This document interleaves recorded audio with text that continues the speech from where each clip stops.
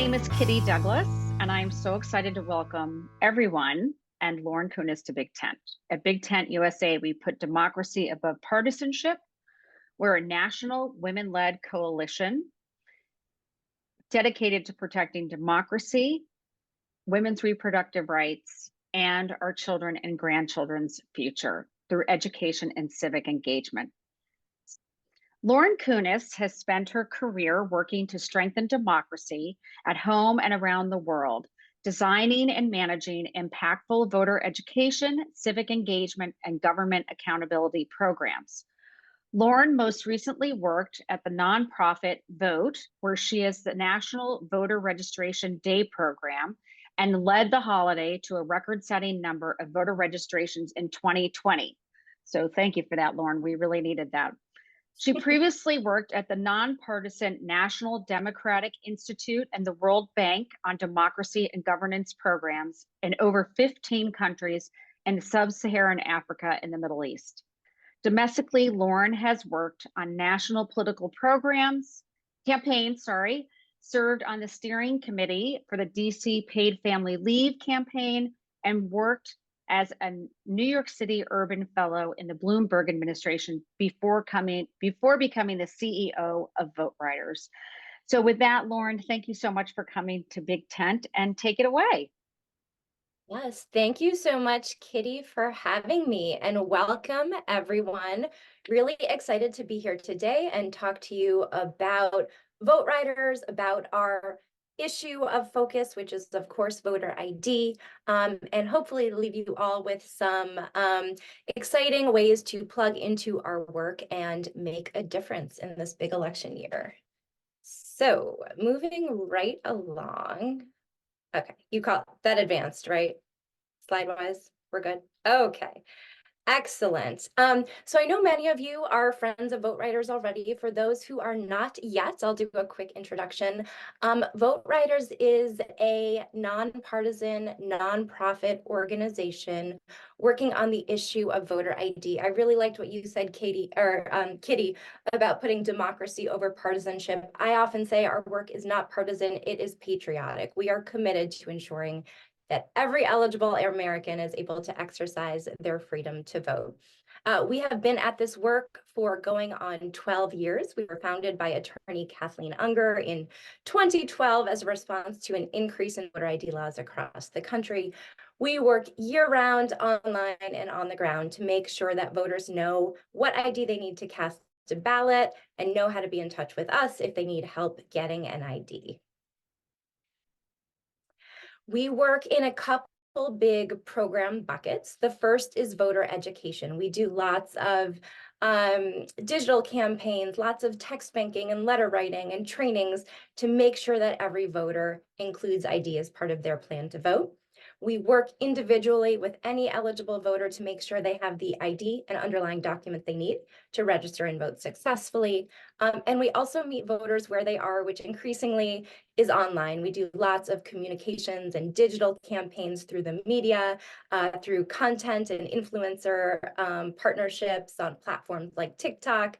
We do radio PSAs, we do movie theater PSAs to make sure that we're getting the word out far and wide about voter ID.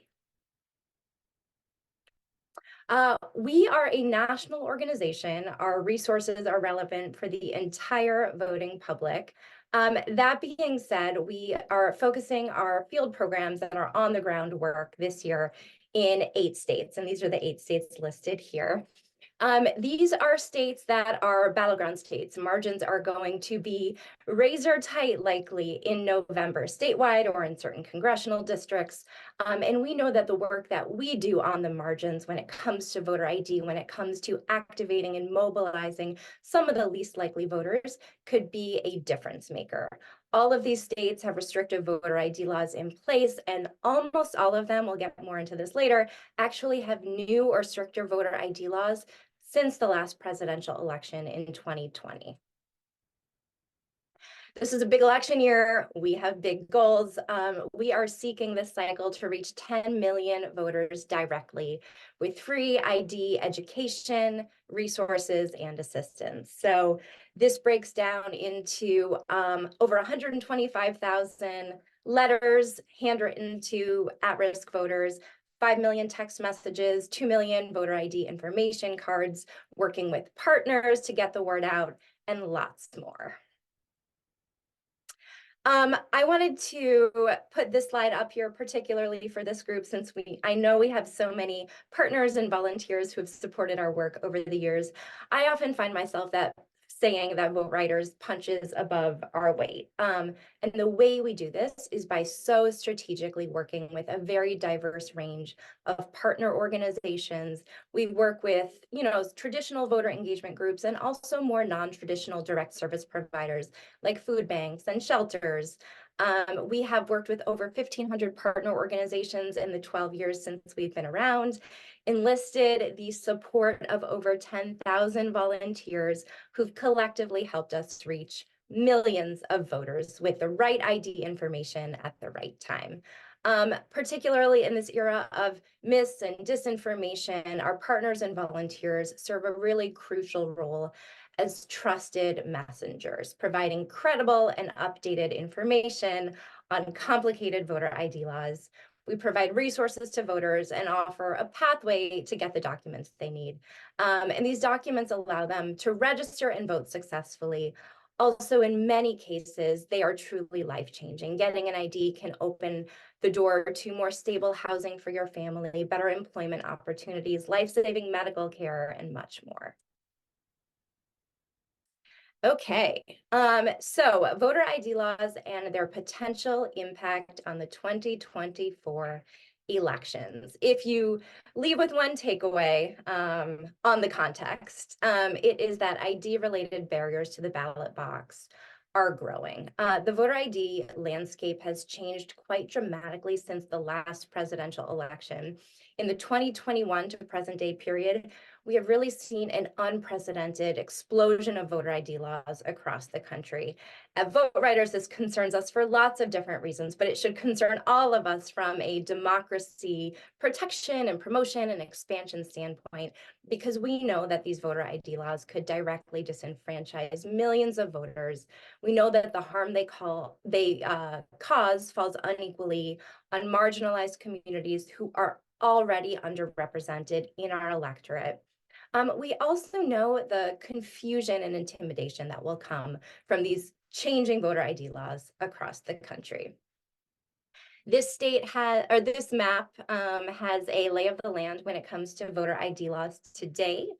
Any state with a color is one of the 38 states that has a voter ID law in place. This is more states than ever before in our country's history with the voter ID law.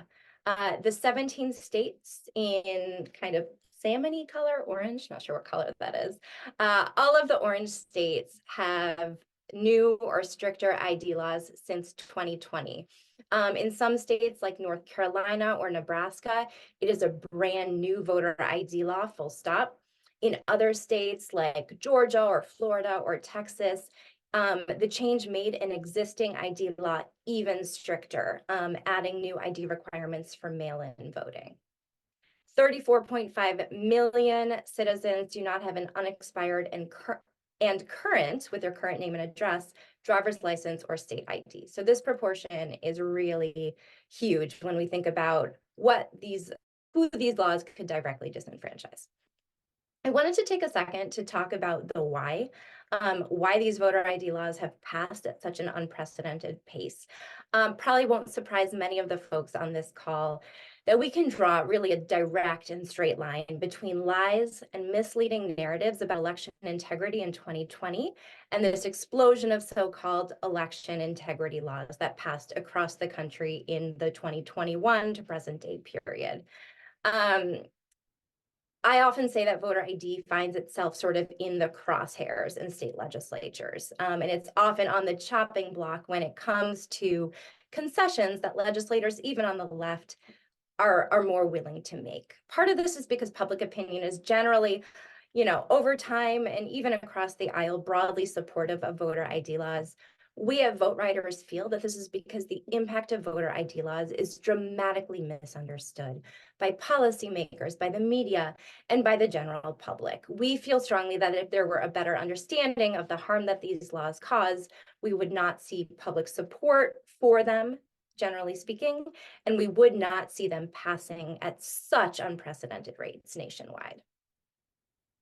So what do you do to when you feel like you have a problem that is misunderstood, there isn't enough information? One way to counter that is with credible and updated data, sharing accurate information. So we at VoteRiders were really excited just a few weeks ago to release a new study we did in partnership with the Brennan Center for Justice, PublicWise, and the Center for Democracy and Civic Engagement at the University of Maryland. This was the first national study on voter ID access in almost 20 years. The last one was done by the Brennan Center in 2006. So we last fall did a survey of a representative sample of the US adult population. We oversampled certain demographic groups like young people and communities of color, low-income individuals, people who use prepaid cell phones, to make sure that we got an accurate read of ID access in those groups that we know are disproportionately impacted by ID laws.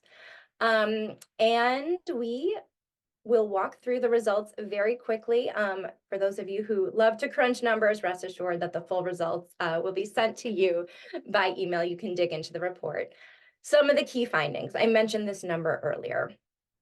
14.8% of voting age citizens in the United States, which translates to almost 35 million people by current census counts, do not have an unexpired driver's license or state ID with their current name and address on it. So this includes people who maybe have moved but haven't updated their ID yet, people who have changed their name but haven't gotten their documents ordered to reflect that new name.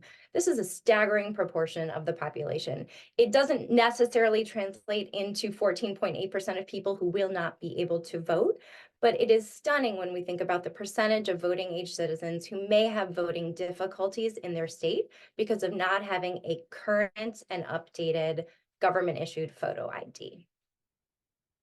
I alluded to this earlier, but once again, our research found that voter ID laws do not hit all demographic or age groups in the same way. Americans who are disproportionately less likely to have a current driver's license included youth, particularly the 18 to 19-year-old segment. The percentage who did not have a current driver's license was really eye-popping in the 40s. Black Americans, Latinx Americans, low-income citizens, those who have lower levels of education, are all far more likely to lack an updated form of ID. So way more than that 14.8% general population figure that I cited before. Young Black Americans are the least likely of any group to have a driver's license with current name and address on it. You see here, it's almost half that do not have a driver's license with up-to-date information on it. At VoteRiders, we often say that we are in the solutions business. So instead of just asking, do you have ID or not? We also, for those who did not, we asked why you do not have ID. We found almost 1 in 5 respondents, or 19%, identified solvable bureaucratic or economic factors as the reason for which they didn't have a form of ID. So this could be the cost of getting a license, not being able to pay tickets or reinstatement fees at the DMV, lack of time, or lack of underlying documents like a birth certificate or social security card. This is not good news. However, for VoteRiders, this was encouraging for us because this showed us that we can be part of the solution, and these are solvable problems that we are set up to address at scale across the country.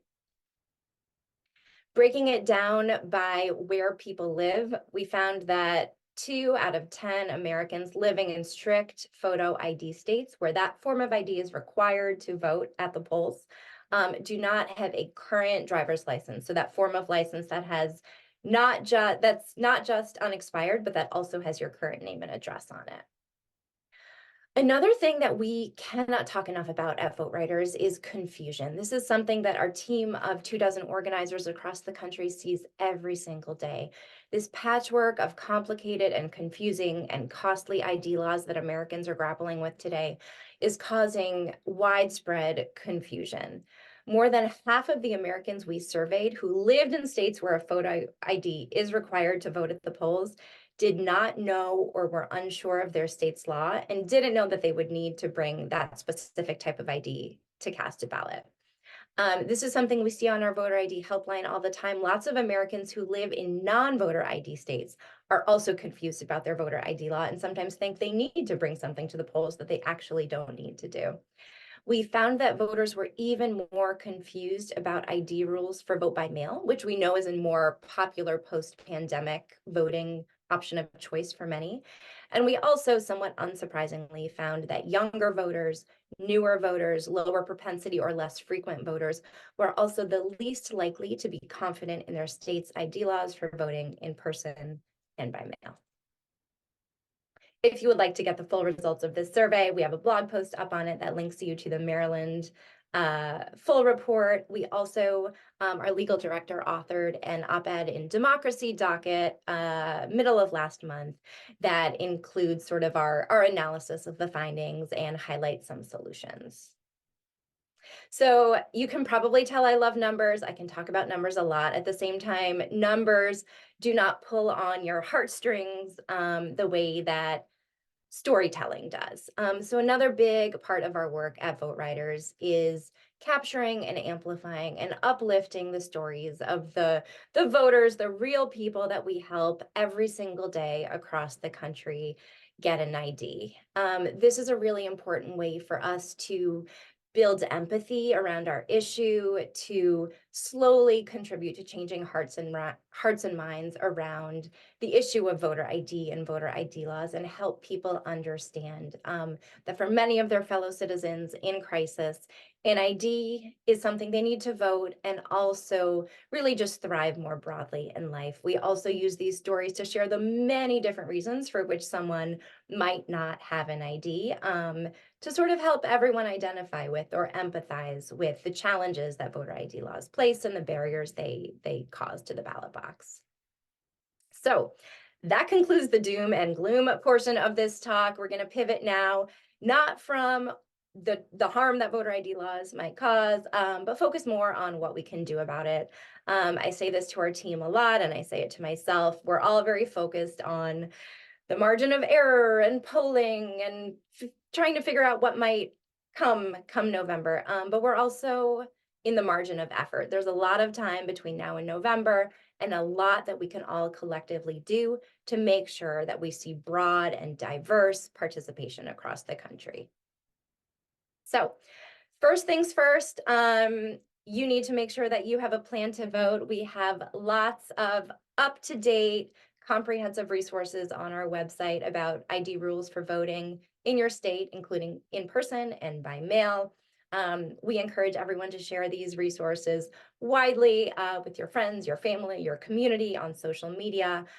We've also built out specialized resources and landing pages on our site to talk through specific communities of voters and the ID challenges they might have and the resources we offer to address those challenges. So this includes trans and non-binary voters who often, when they have a name or a gender presentation that doesn't match their original documentation, have a lot of challenges and intimidation at the polls. Student voters, particularly those who attend college or university out of state, often have challenges with ID requirements at the polls. And voters with disabilities who may lack access to transportation to get to an ID issuing office, on top of all other challenges they might face. We have dedicated landing pages for those communities and work very closely with partner organizations who are very deeply entrenched in those communities to make sure those resources are getting to the right people. We have wallet-sized voter ID information cards for those of you who are affiliated with nonpartisan nonprofit organizations like a League of Women Voters chapter, for example. You can order these cards for free on our website at the link. I hope you can see that. I can't see it on my screen, but it's voteriders.org/cards. And you can order up-to-date wallet-sized cards to distribute at tables, on campuses, at churches, community centers, wherever voters are. These are handy ways to send a reminder that ID is required in many states to cast a ballot. We have lots of partnerships with groups that do direct voter contact. So this is canvassing, phone banking, text banking. We work with groups to put a question about voter ID into their scripts.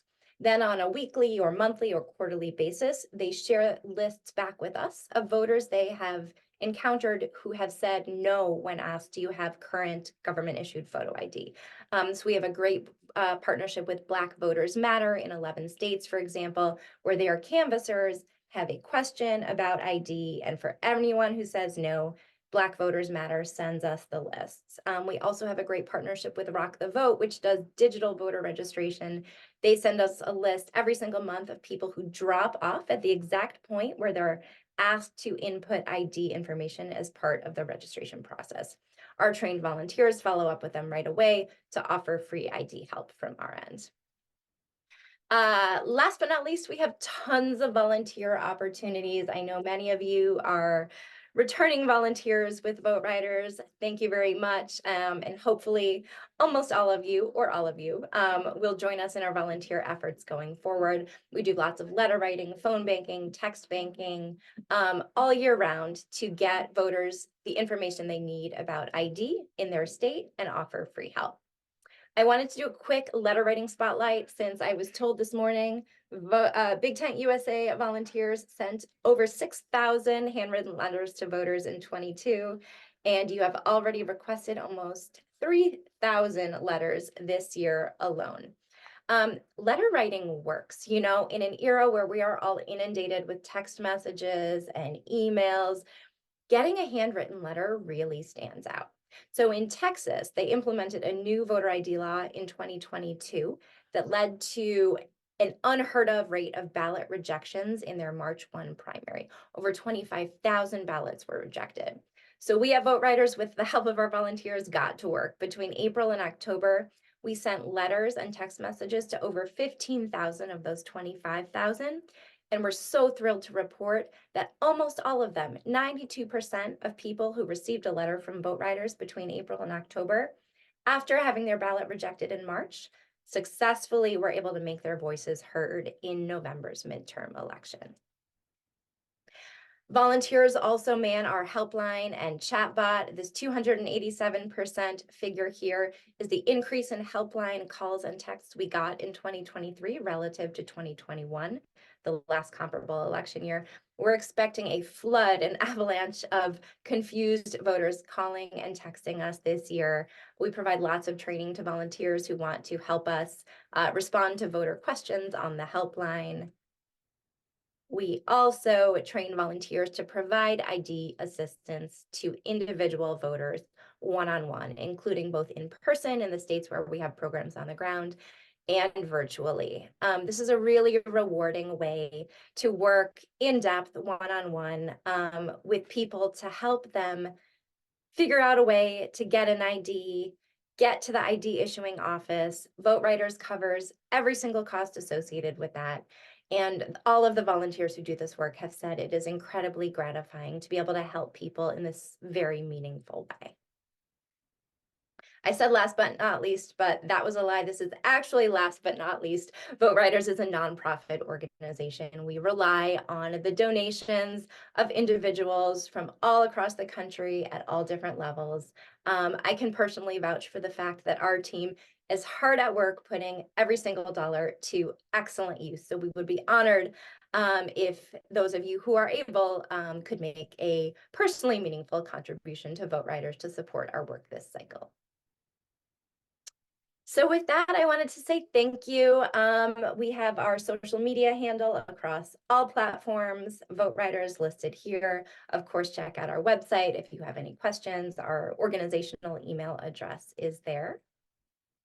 And I am happy to answer any and all questions. I am so grateful for you guys tuning in today, for your commitment to protecting democracy this year, and also to expanding it, to making sure that our voting public is diverse and representative and speaks for all of us.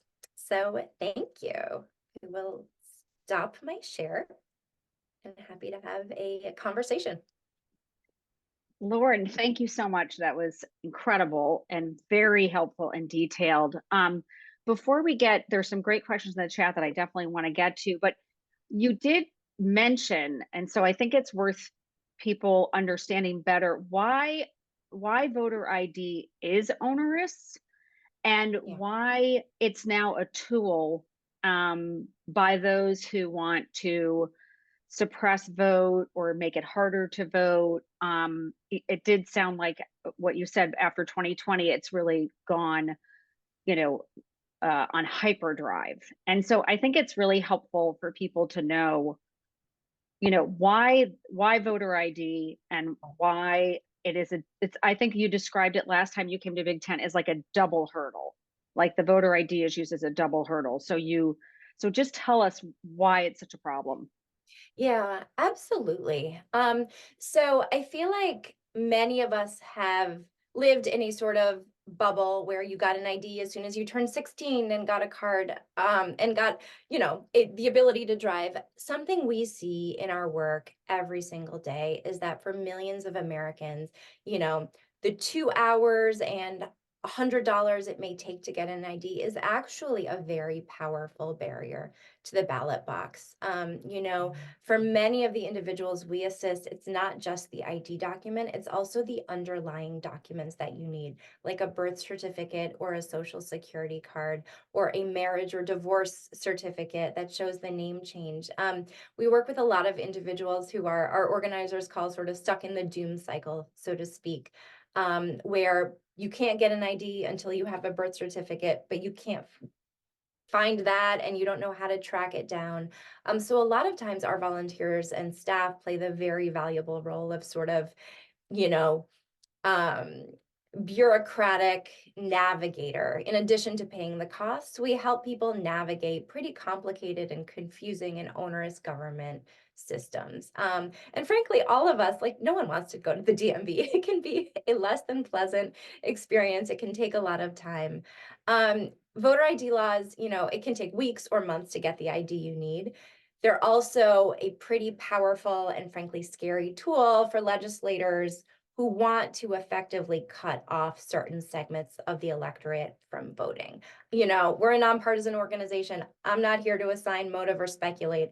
However, if you were a legislator who knew that you typically drew your support from older people, you might say, hey, student IDs are really appreciated by young people who might not be my base of support. So let's think about how to make it more complicated and challenging for them to cast a ballot. A stat I unfortunately uplift often is that in Texas, for example, you can use your handgun license to vote, but not your student ID. So I think these laws they almost allow legislators with surgical precision to target and disenfranchise certain groups of the electorate. They also send a really powerful message and a discouraging message if you're a young person who wants to use a student ID about who certain legislators want to vote and who they want to invite into the process and who they want to shut out.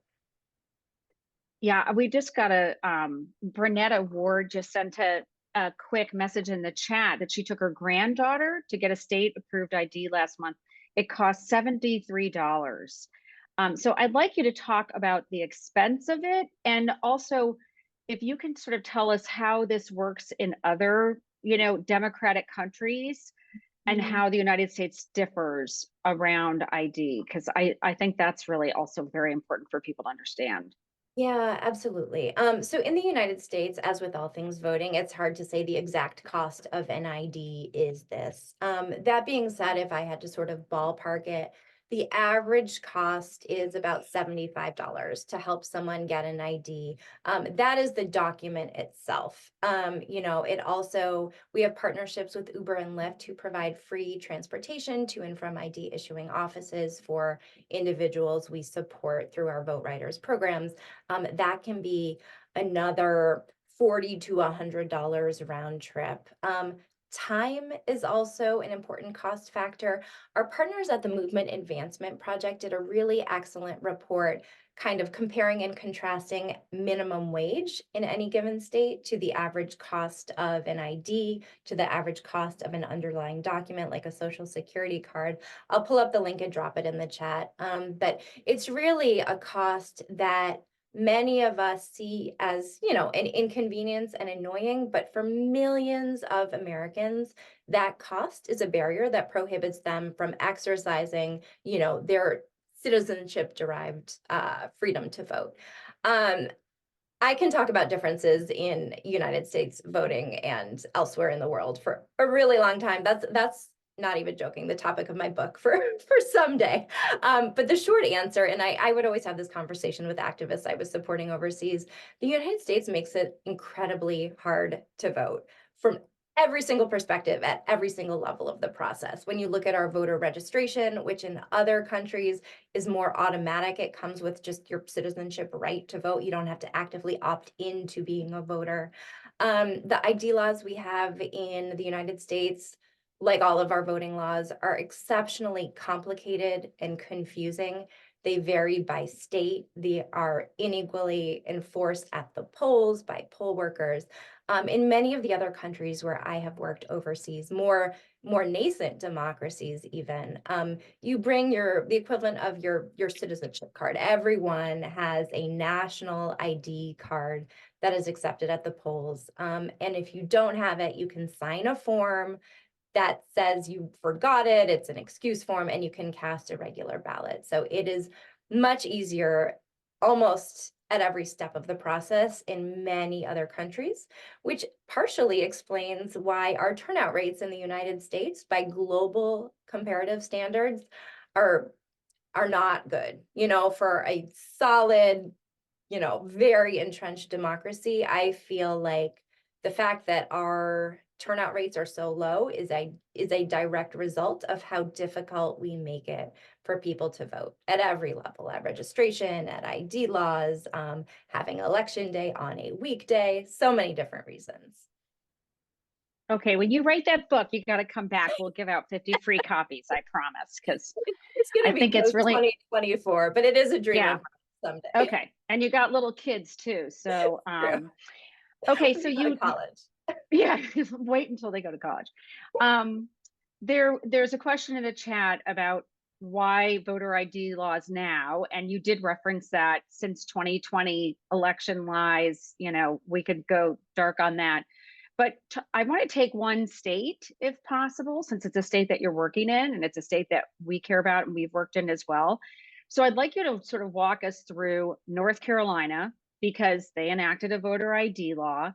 We happen to have a great organization come to BigTent right when it was going down, called You Can Vote North Carolina, another great nonpartisan group. I don't know if you partner with them, but Kate Fellman, who founded it and is the executive director, couldn't even say, like, I can't even talk about this yet because we don't have any guidance from the Secretary of State's office about what will be allowed. So I'd like you to sort of talk to us about what happens in a state and what happens to those people on the ground, the voters of North Carolina, when they enact a voter ID law, because I think it's representative of every other, the 16 other states who've done the same thing. Absolutely. And North Carolina is a great example, unfortunately, of sort of the two-pronged harm that comes when you implement a voter ID law, directly disenfranchising voters and also causing a ton of confusion. We saw this particularly in North Carolina because the ID law had been under litigation for years and years. So we actually had a team in place in North Carolina starting in 2020 in anticipation of the ID law potentially being implemented. But it was held up in the court for years. Voters were quite uncertain. There was actually no ID law in place in North Carolina in 2020 or in 2022, but we got tons of calls to our helpline from people who had read about the court case and read about it maybe being enacted, asking us for guidance on what do I need in the here and now today to bring to the polls. So in April 2023, in a really shocking move, frankly, the North Carolina State Supreme Court reversed its previous decision. They had previously ruled that the state's voter ID law was not constitutional because it had racially discriminatory impact. Then the partisan composition of the North Carolina Supreme Court changed. They decided to re-examine that case and found that their previous ruling no longer stood. So as of April 2023, North Carolina's voter ID law, after years of litigation, was enacted. It was enacted immediately, but a lot of times the folks who are charged with implementing the law at the polls, on a practical level, don't have the guidance they need. So as you noted, a lot of actors in North Carolina, from nonprofit groups like ours to parties and campaigns, to election administrators themselves, were waiting on sort of further administrative guidance. So the voter ID law in North Carolina is now in place. A lot of sort of confusing nuances to it, in that colleges and universities have to apply to have their student ID accepted as ID at the polls. So there's been a big effort to make sure that colleges and universities go ahead and do that. But that's sort of an extra step, an extra need to get the word out about ID, an extra layer of confusion where sort of you can't say it's black and white student ID, yes or no. It's a, well, if, and you have to go search the information. There's also been sort of confusion around, what is an accepted. So you can, if you go to the polls in North Carolina and don't have an accepted form of ID, you can sign a form to cast a ballot saying you meet one of several exceptions for not having an ID. But there was sort of confusion and a lack of clear guidance around what exceptions were good. All this to say, lots of confusion, huge need for our work at VoteRiders in terms of clear, accurate, up-to-date resources on accepted ID, on how to vote if you don't have that form of ID, on the ID you need to vote in person versus by mail, and also for the thousands of North Carolinians who don't have a form of accepted ID. We're really grateful to be on the ground and working with many partners right now to help them get a form of ID that will be accepted at the polls. No one wants to have the sort of intimidating experience of needing to ask a poll worker for a specific form, or not be sure if they're going to be able to vote, even if they take hours out of their day to wait in line and stand in line at the polls. So we're not glad that it's harder to vote in North Carolina than it was just a couple of years ago, but we are grateful to be in partnership with so many organizations on the ground and to have been placed in North Carolina for years. We're also very grateful that all of your volunteers and many more are working with us to get the word out about this new ID law in North Carolina through letter writing, through text banking, through phone calls, through outreach, to make sure that we mitigate the impact that we know this law is going to have in November. Yes, agreed. Susan Denny wants to ask sort of about, and I'm sure a lot of us have read this, that there is this effort by the Trump campaign to get some voters purged off voter rolls in key states. Susan mentioned Ohio, but it sounds like North Carolina is another one. Georgia is Pennsylvania, I think there is on their target list. So can you talk to us about what happens or how VoteRiders gets involved if a voter gets purged off a voter roll? Yeah, so a couple things there. I mean, the most important thing we can take away is the only way to fight, voter suppression is through voter education and mobilization.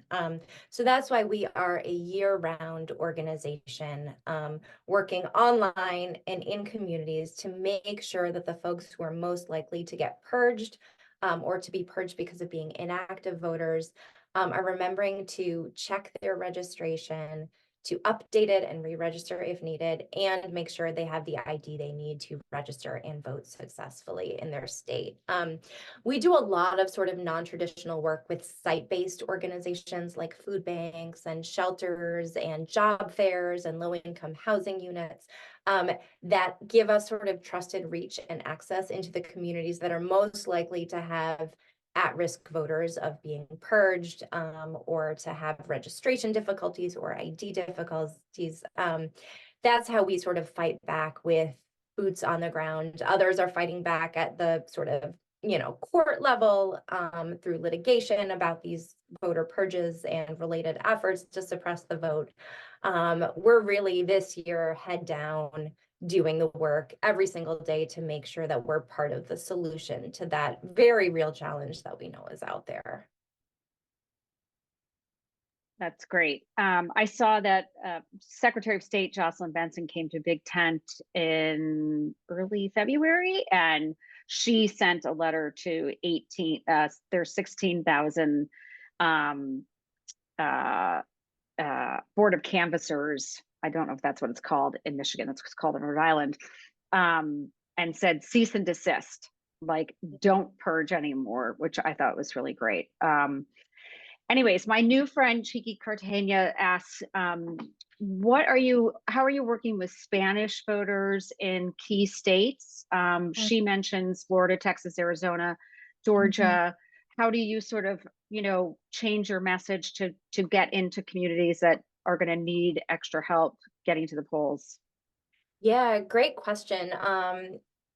Language accessibility is front of mind for us, absolutely. All of our resources are bilingual in English and Spanish.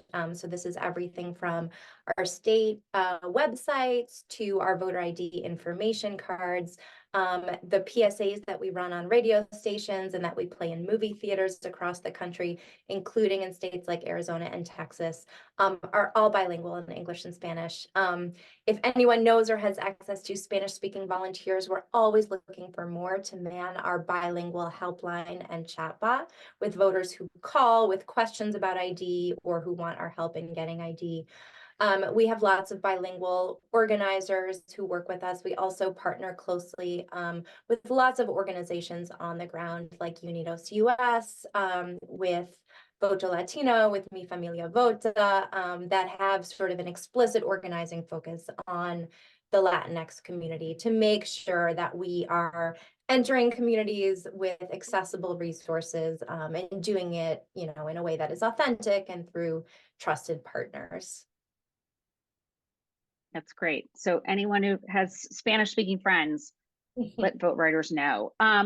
Yeah, I will note also on language accessibility, we do everything in English and Spanish, and in certain states like in Michigan and Arizona, we've also worked with partners to translate our resources into additional languages. So in 2022, we had, I believe, 7 different API languages in which we were able to offer our voter ID information cards and other voter education sort of print material to make sure that we were speaking to people, and offering resources and help in the language that was their preferred one.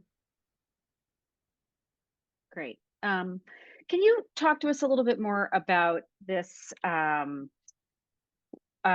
this sort of youth vote gerrymandering that seems to be running rampant in some states? Ohio, North Carolina, Georgia, I think in 2022, they changed who can use their student voter ID. So tell us a little bit about the student ID. I love that you brought up Texas. I find that appalling that you could use a gun license and not your student ID. So tell us a little bit more about student voter ID and what's happening across the country in that realm. Yeah, 100%. And we also appreciate the term. We don't like that it exists, but demographic gerrymandering is something they are able to do really effectively with something like voter ID laws. Ohio is a good example of this. In 2023, Ohio passed one of the country's strictest photo ID laws.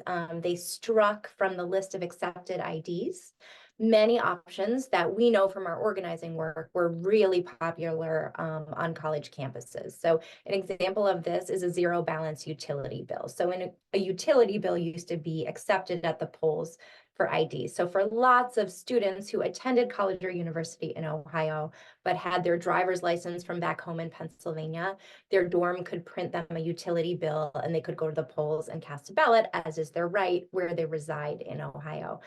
This is no longer on the table. So we've heard a lot from our team on the ground in Ohio who do work with campus communities that the barriers now in place to casting a ballot in person are really being felt in a big way by students on campus there.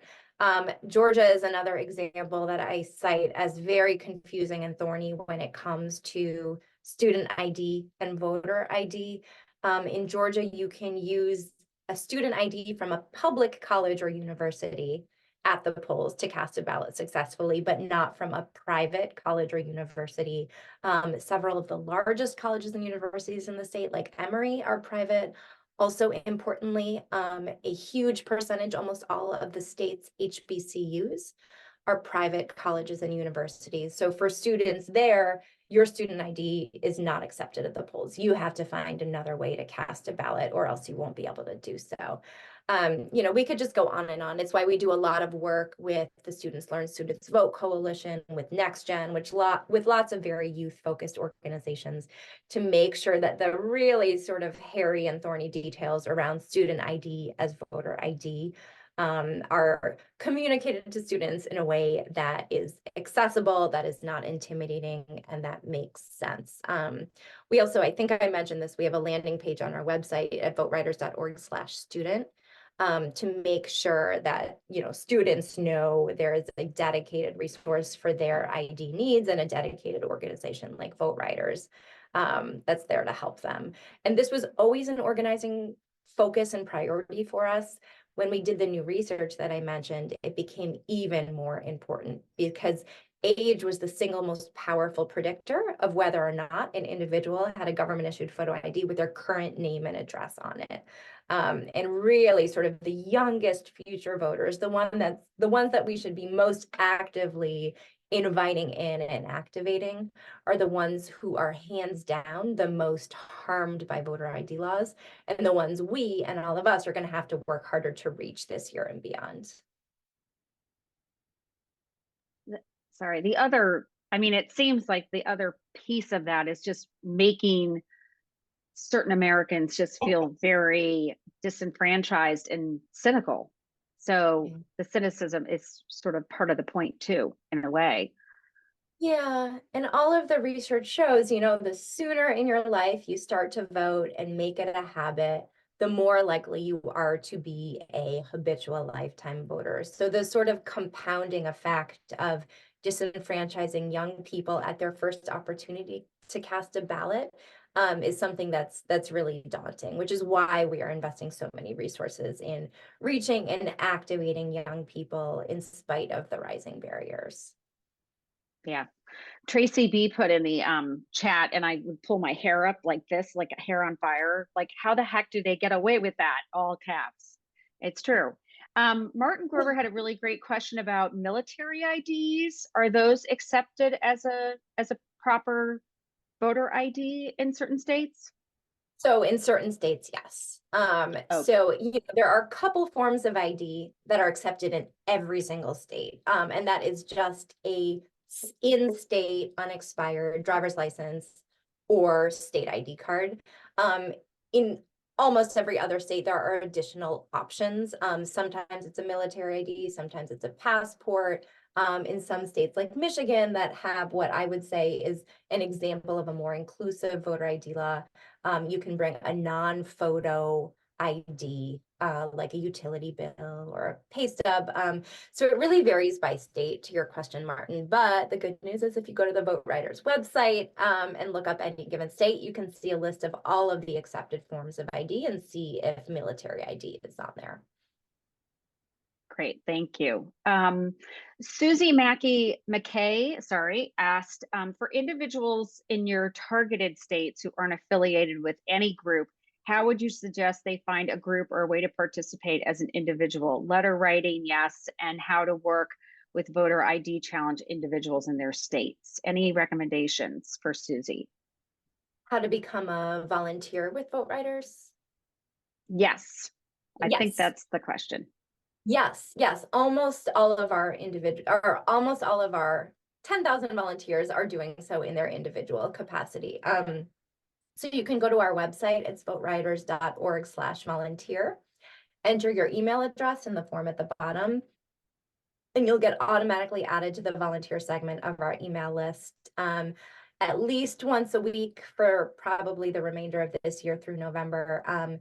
You'll be given different opportunities to plug in. So this could be anything from a one-time 1-hour virtual letter writing effort to a text bank, to getting trained to be a helpline or chatbot volunteer, to getting trained. We do monthly orientation sessions for folks who want to learn how to be an ID assistance volunteer. So lots of ways to get involved as an individual, particularly on our ID assistance work. Something that I really love is you see sort of communities of volunteers start to emerge from folks who joined in their individual capacity. So a lot of sort of, on our helpline and chatbot Slack channel, you see this as well. Lots of sort of mutual support from like-minded volunteers across the country who have signed up through VoteRiders to do this work together. Great. And that link is in the chat too. Before we end, I just want, just talk to us a little bit more, because people are very fired up to write letters with you. And we are very excited to partner with you in 2024, like we did in the last 3 election cycles. So just talk to us about why letters are so effective. Absolutely. Letters are incredibly effective because, like I was saying before, it is rare to get a handwritten letter in your mailbox, especially as we get closer to November, when many of our inboxes and cell phones are just going to be inundated and the spam filters are going to be working full speed. A handwritten letter is such an effective way to reach a voter and make them feel personally invited to participate. Letters also really work well for us as vote writers. You probably all know there are character limits to text messages, and only so much information you can get across on a teeny little screen. We have a pre-printed letterhead for every single state that has the whole list of IDs that you can use at the polls. It has information on election deadlines. It has information and a QR code for how to get help from VoteRiders and find out what ID you need to vote by mail. So letters are just a great medium for us in particular in delivering complicated information in one accessible sheet. It's something you can keep with you and have as a reference guide, share with your community. I can't say enough about letters. I see Lori's comment. Agree. Older adults, letters are tried and tested. I refute the fact that they are old school. I see the impact they have, and we saw that in the example from Texas. Final plug for our letter writing efforts is that they are hyper targeted to make sure that we're getting the exact right voters, the exact right information they need at the exact right time so that they can successfully vote. We do lots of open records requests like we did in Texas. We're doing those in every single one of our target states to make sure that we're getting hyper targeted contact lists of voters to send letters to. So folks who are registered but who don't have ID on file, folks who cast a ballot in 2022 with a form of ID that is no longer accepted at the polls. So it's a really great investment of time. It's so important, and also something you can do on your own time with friends, listening to music with us. Great activity. Can't plug it enough, and thank you for your support in that activity enough. Well, Lauren, thank you so much for coming to BigTent. We appreciate everyone who came to the call and everyone who's signing up for letters. We will have a lot of letters available at activism@bigtentusa.org. So please shoot us an email. We hope you'll come back. We really appreciate your work and all that you're doing to support Americans getting to the polls this fall and into the future. So with that, I'm going to close the call. Take a look. Bye, everybody. Bye, everyone.